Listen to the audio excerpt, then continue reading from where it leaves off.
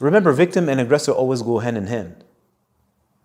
And it doesn't always have to be like flamboyant, I'm a victim, poor me, and now you're part of an organization. No, no, no. You can be a victim of your own state of mind. It's so subtle, so subtle, so subtle. The mind is very subtle. Very subtle, very, very nuanced. So it's very easy to be a victim. And it gives you something. It gives you a bunch of excuses. And also, it protects you from yourself, so to speak. So, it's up to you. What do you want? But in my world, I don't buy into it. I cannot. Not only can I not, at whatever level I've dived in, I've verified it for myself. It's like, that's not how it works. Anything that happens to me is because of me. Whether it's conscious or unconscious. If it's unconscious, that means I attracted that to myself. So it's on me. The person on the outside who's fulfilling the role or playing the role, it's their business. Who am I to teach them or tell them anything? I care about myself. Like I told you, this is the best example, the South African example. Listen, you're an idiot. You're ignorant. Ignorance causes suffering. Well, I didn't know that fire burns. Well, now you know. Are you a victim of the fire or you're ignorant and you're not properly guided? So that's my prerogative on things, and that's how I approach my life.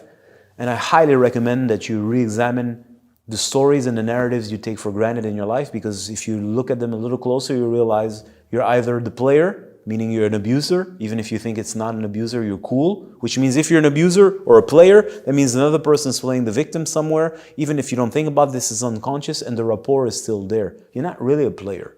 You're a hustler and you're in need.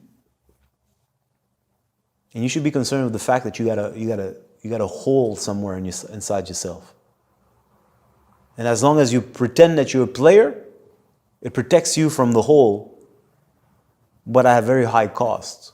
It's not the truth, it's not honesty, and therefore you don't have access to yourself or deeper aspects of yourself and the actual circulation of your own power. You're a player.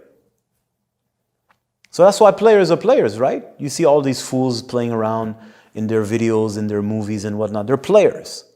And they feel proud, they feel empowered. I'm a player, I can hustle a woman, I can do this and I can do that. And he act like he's in control, he's the man, he's a this, he's a that. Like, yeah, I understand.